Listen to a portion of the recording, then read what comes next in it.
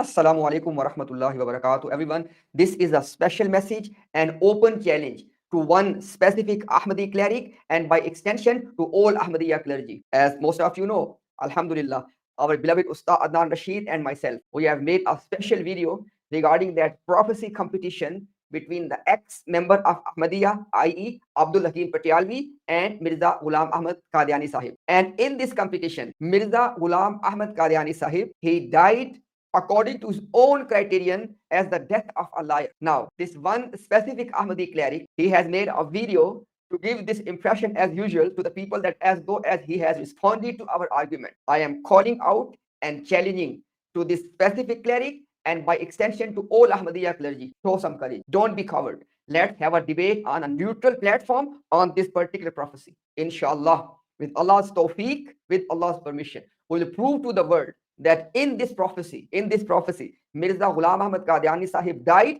and he was proven to be a liar on his own criterion. And guess what?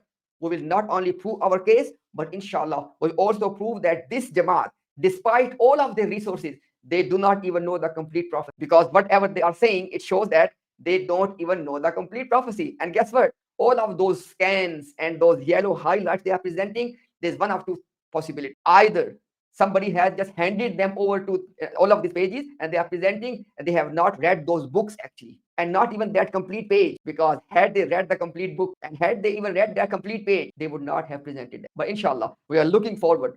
Oh clergy, this is your paid work. Oh specific cleric, this is your job. This is your paid work. You are there to defend your prophet. Show some courage. We are calling you out. We're calling all of you out. Let's see, inshallah, and let's see the world and the common Ahmadis that who is actually speaking the truth and who's trying to deceive the people. It is simple to sit behind those 8 laptops and to give your response, but it is not easy to come in public for a debate. Inshallah, we will teach you a lesson. Looking forward to.